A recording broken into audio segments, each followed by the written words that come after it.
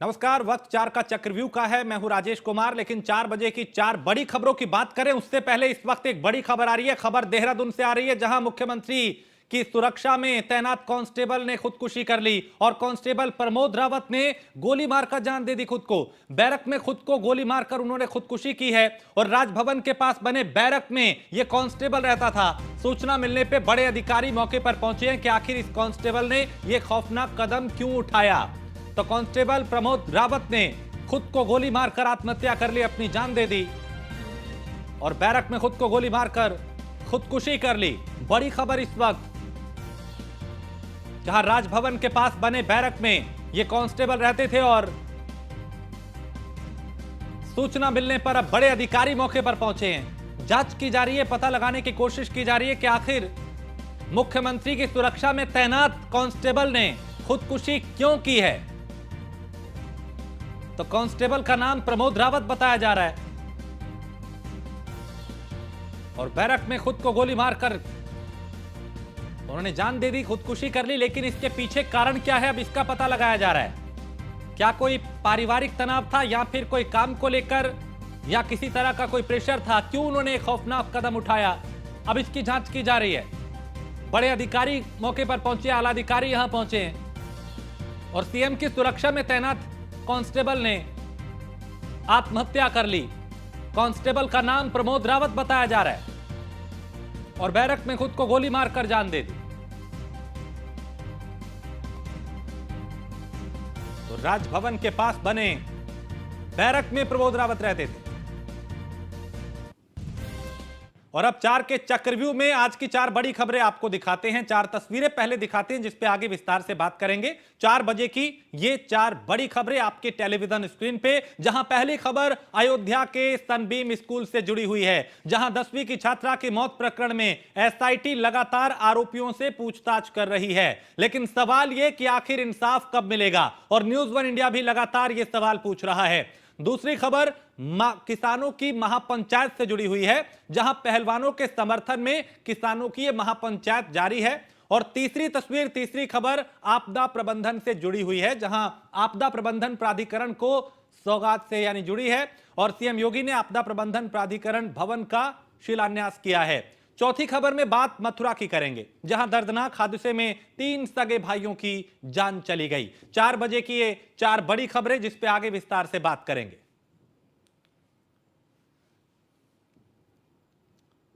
शुरुआत अयोध्या से करते हैं, जहां अयोध्या के सनबीम स्कूल में 10वीं की छात्रा की मौत प्रकरण में एसआईटी लगातार आरोपियों से पूछताछ कर रही है और घंटों जांच पड़ताल करने के बाद छात्रा के ही साथ पढ़ने वाले 8 छात्रों को पूछताछ के लिए बुलाया गया है। पुलिस के मुताबिक छात्र, अध्यापक और स्कूल स्टाफ समेत 32 लोगों का बयान दर्ज किया गया है। पोस्टमार्टम और एफएसएल की रिपोर्ट आने के बाद अब एसआईटी ने अपना शिकंजा कसना शुरू कर दिया है और तीनों मुख्य आरोपियों को साथ कभी अलग अलग बैठा के पूछताछ की जा रही है। और सिर्फ एक ही सवाल बार बार आरोपियों से पूछा जा रहा है कि छात्रा की मौत होने तक परिजनों और पुलिस को क्यों गुमराह रखा गया। 7 घंटे तक छात्रा की छत से गिरने वाली बात छुपाकर क्यों पुलिस और प्रशासन ने से रखी गई। झूला इस तरीके से, झूले से पहले क्योंकि गिरने की मौत का कारण बताया गया था, बाद में कुछ और चीजें सामने आई। सवाल यह उठ रहा है कि घटना के तुरंत बाद पुलिस को क्यों सूचित नहीं किया गया। छात्रा को सरकारी अस्पताल ना ले जाकर क्यों निजी अस्पताल ले जाया गया। आरोपी अब भी इन सवालों का जवाब देने में अटक रहे हैं। और दरअसल 26 मई को छात्रा स्कूल की इमारत से सुबह करीब 9:39 पे गिरी थी। उसके गिरते ही स्कूल प्रशासन उसे निजी अस्पताल ले गया था, जहां इलाज के दौरान इस युवती ने दम तोड़ दिया था। लेकिन इस रहस्यमयी मौत ने कई सवाल उठाए और सवाल न्यूज वन इंडिया भी पूछ रहा है।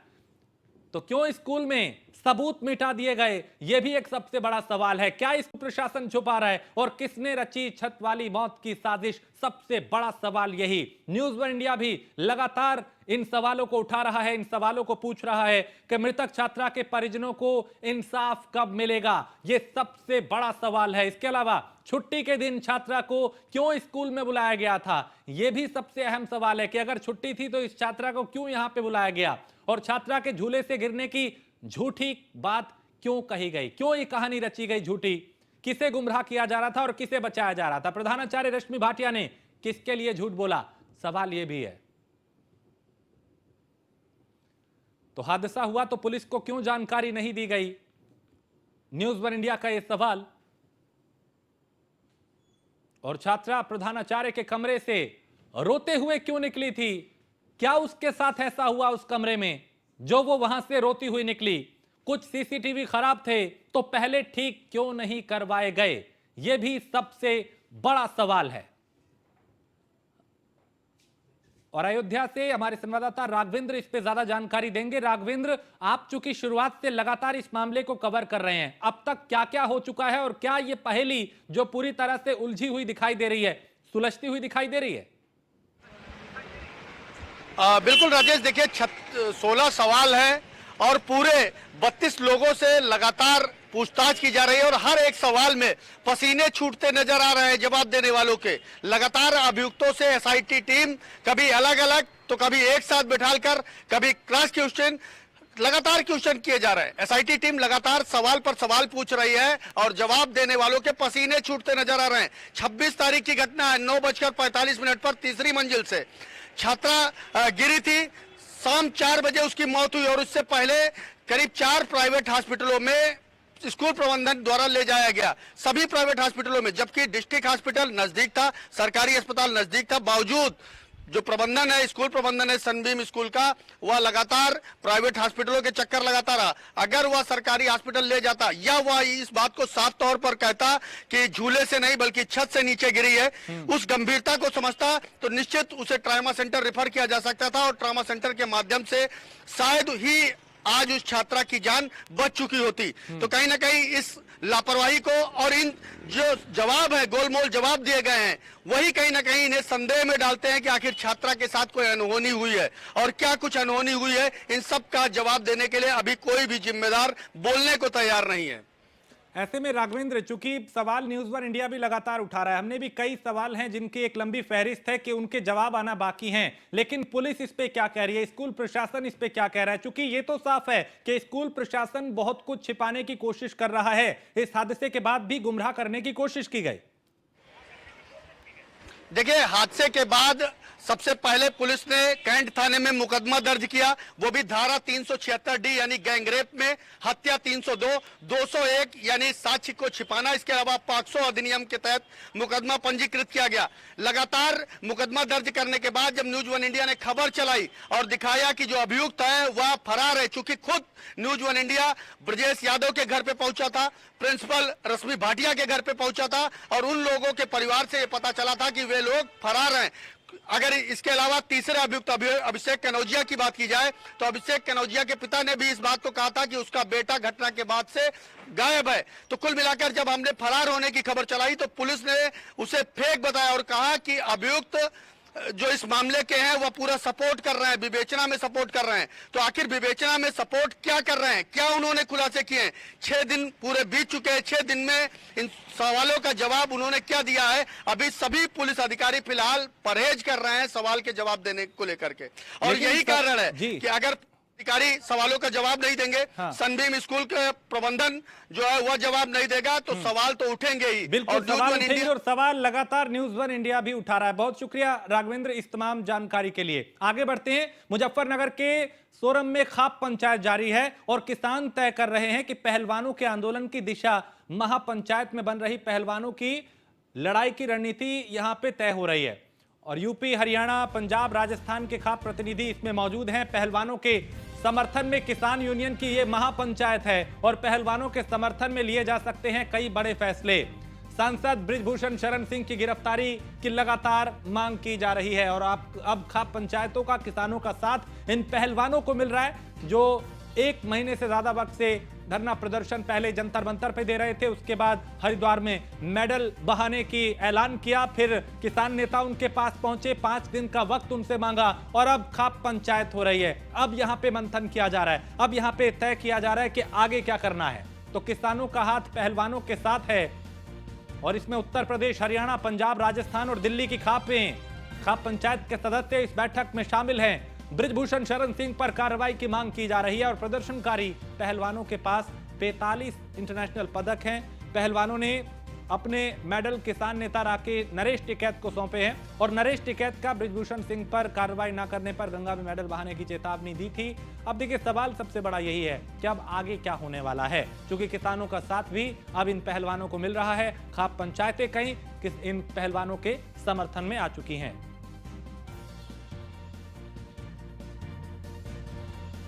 तो महापंचायत में पहलवानों की लड़ाई की रणनीति बन रही है कि आगे क्या कदम होना चाहिए। और देखिए तस्वीर देख के भी आप समझ सकते हैं कि कितनी बड़ी संख्या में यहाँ खाप पंचायतों के सदस्य हैं, किसान हैं। राकेश टिकैत यहाँ दिखाई दे रहे हैं, कई किसान नेता यहाँ पे दिखाई दे रहे हैं इन पहलवानों के समर्थन में।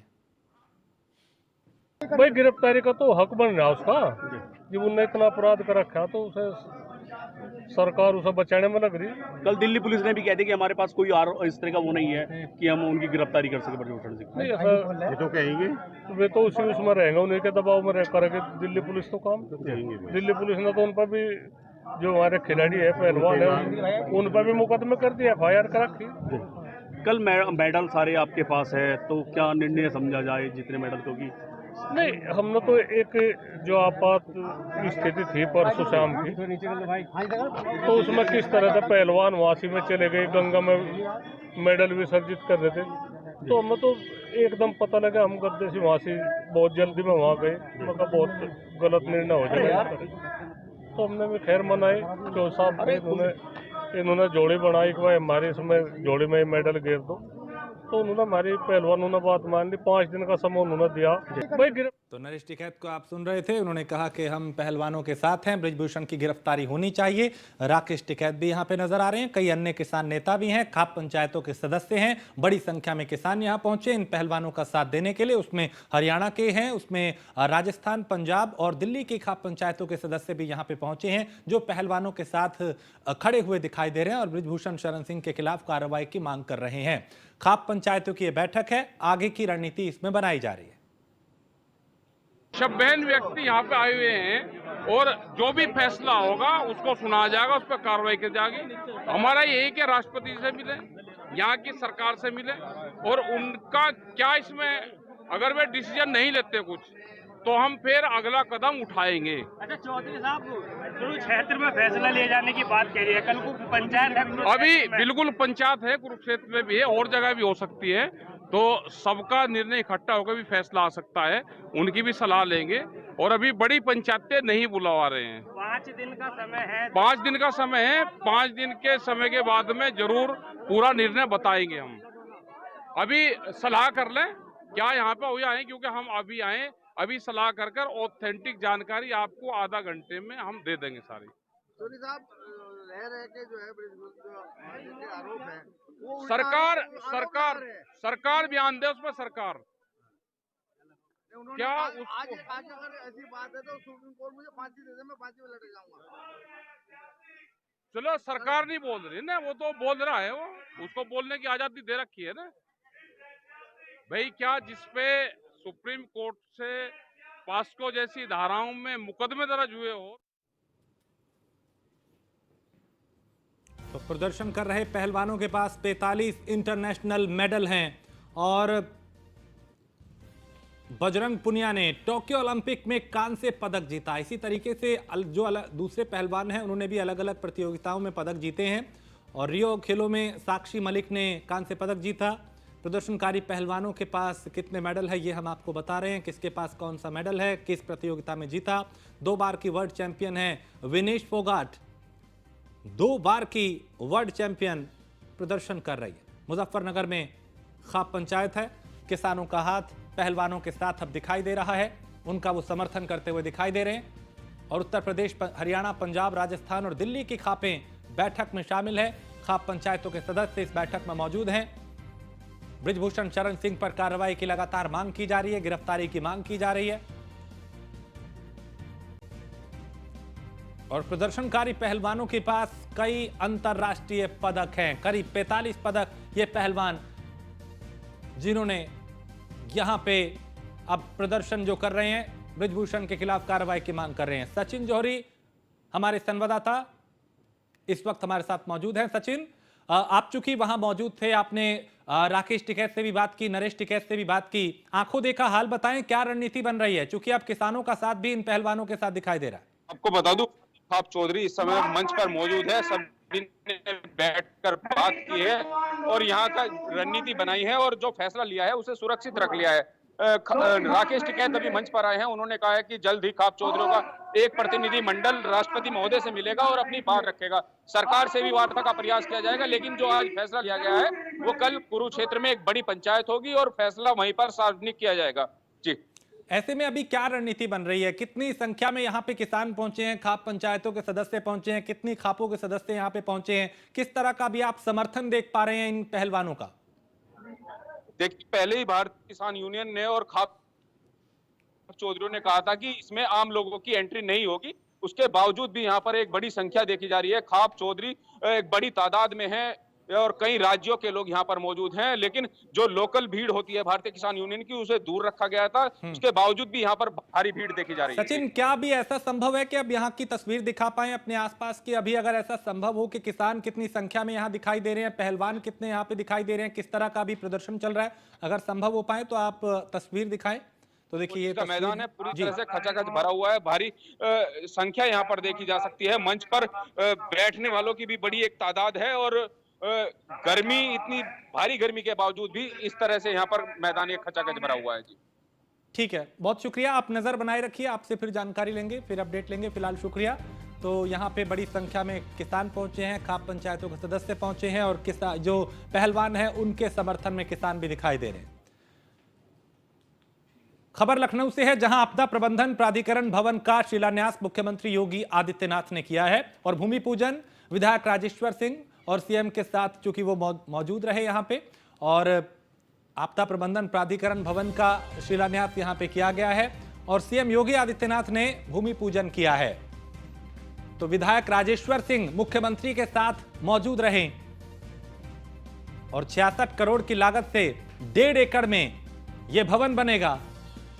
गोमती नगर विस्तार में भूमि पूजन का कार्यक्रम रखा गया और फावड़ा चलाकर मुख्यमंत्री ने भवन निर्माण की प्रक्रिया शुरू की और प्रधानमंत्री नरेंद्र मोदी के नेतृत्व में तेजी से विकास हो रहा है। मुख्यमंत्री योगी आदित्यनाथ ने यह कहा, एनडीआरएफ और एसडीआरएफ की भूमिका अहम होती है, हमेशा अहम रही है, यह भी उन्होंने कहा, और आम जनता को जागरूक होना होगा।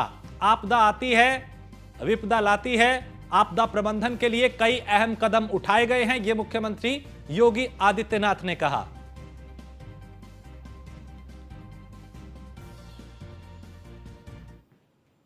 आज 4 से 5 जनपद ही ऐसे हैं जहां पर बाढ़ के संकट से हमें बरसात में सप्ताह 10 दिन लोगों को कष्ट उठाना पड़ता है। शेष वहां पर अन्य जनपदों से इसे मुक्ति करने के लिए उठाए गए कदमों के बहुत अच्छे परिणाम सामने आए हैं और बाढ़ के समय भी एनडीआरएफ हो या एसडीआरएफ, पीएसी की फ्लड यूनिट हो या फिर यहां पर उपस्थित आपदा मित्र जैसे स्वयंसेवक, ये पूरी जी जान से लग करके, प्रशासन के साथ लग करके, पुलिस के साथ लग करके, जनप्रतिनिधियों के साथ लग करके जनधन की हानि को रोकने के लिए प्रभावी कदम उठाते हैं और आज उसका परिणाम है कि बाढ़ आती है, लेकिन लोगों को एहसास हो जाता है कि बाढ़ आई है तो सरकार की राहत भी साथ साथ आ रही होगी। समय पे नौकाओं को पहुंचाना, बाढ़ बचाव के पहले जो भी कदम उठाए जाने हैं सरकार उसकी समीक्षा भी करती है, साथ साथ आसन्न चुनौती से निपटने के लिए भी अपने आप को तैयार करती है। आज उसी का परिणाम है कि जहां ये कदम उठाए गए हैं वहीं साथ ही साथ प्रदेश सरकार ने अन्य अनेक कार्यक्रम उठाए। उत्तर प्रदेश पहला राज्य है जिसने आपदा से निपटने के लिए उन बहुत सारी श्रेणियों को भी आपदा प्रबंधन के दायरे में ले आया है और उन्हें राहत भी उपलब्ध कराई जा रही है। जैसे मानव वन्य जीव संघर्ष का मामला है, पहले मैं देखता था पीलीभीत में, लखीमपुर में, बहराइच में तराई के जंगलों में किसी किसान या किसी नागरिक को वन्य जीवों से संघर्ष हो जाता था और जनहानि होती थी, उस परिवार को कोई भी कंपनसेशन नहीं मिलता था। आज हमने अनिवार्य कर दिया है, न केवल वन्य जीव, चाहे वो टाइगर हो, भालू हो, हाथी हो, किसी भी वन्य जीव या सांप के काटने का हो या नील गाय या फिर किसी आवारा निराश्रित सांड के द्वारा भी अगर कोई नुकसान पहुंचाया जाता है तो उन स्थितियों में कंपनसेशन की व्यवस्था हम लोगों ने प्रदेश के अंदर कर दी है। तो आपदा प्रबंधन प्राधिकरण भवन का शिलान्यास मुख्यमंत्री योगी आदित्यनाथ ने किया। इस दौरान बीजेपी विधायक राजेश्वर सिंह भी मौजूद रहे। विधायक राजेश्वर सिंह ने कार्यक्रम के दौरान क्या कुछ कहा, उन्हें सुनते हैं। परम श्रद्धेय मुख्यमंत्री जी जानते हैं कि उत्तर प्रदेश में 20 से ज्यादा नदियां हैं, बाढ़ की समस्या रहती है। 27 लाख हेक्टेयर ऐसी जमीन है हमारी जो जलमग्न हो जाती है, जिसमें जीवन और लोगों की हानि होती है। उसको रोकने के लिए आपदा प्रबंधन को मजबूत कर रहे हैं। परम श्रद्धेय का मैं हृदय से आभार व्यक्त करता हूं।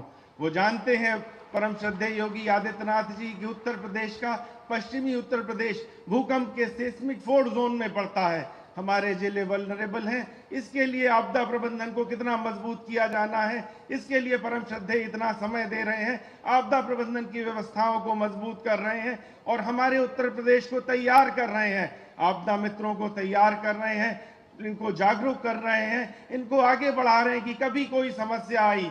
वैसे तो आपका तपोबल इतना ज्यादा है, आपका तपोबल इतना ज्यादा है कि उत्तर प्रदेश को कोई आपदा छू नहीं सकती, लेकिन परम श्रद्धेय इसके बाद भी लगातार उत्तर प्रदेश की जनता के लिए तत्पर रहते हैं। अपने जीवन की परवाह न करते हुए जिस प्रकार से आपने कोविड प्रबंधन किया, कोविड से ग्रस्त होने के बाद भी एक दिन भी छुट्टी नहीं ली, एक दिन भी अस्पताल नहीं गए और जनता की सेवा में निरंतर लगे रहे, ये अभिनंदनीय है। तो यूपी आपदा प्रबंधन प्राधिकरण भवन के शिलान्यास को लेकर लखनऊ के सरोजनी नगर से बीजेपी विधायक राजेश्वर सिंह ने ट्वीट किया और लिखा कि उत्तर प्रदेश 20 से अधिक प्रमुख नदियों वाला राज्य है। प्रदेश की 27 लाख हेक्टेयर भूमि बाढ़ के कारण जलमग्न हो जाती है। ये उनका ट्वीट है। उत्तर प्रदेश 20 से अधिक प्रमुख नदियों वाला राज्य है। प्रदेश की 27 लाख हेक्टेयर भूमि बाढ़ के कारण जलमग्न हो जाती है और पश्चिमी उत्तर प्रदेश सेस्मिक जोन 4 में आता है। आदरणीय योगी आदित्यनाथ जी लगातार आपदा प्रबंधन की व्यवस्थाओं को मजबूत कर रहे हैं, जो प्रदेश को सुरक्षित करने की ओर बढ़ता एक महत्वपूर्ण कदम है। आज उत्तर प्रदेश राज्य आपदा प्रबंधन प्राधिकरण भवन के शिलान्यास के अवसर पर विशाल जनसभा को संबोधित किया।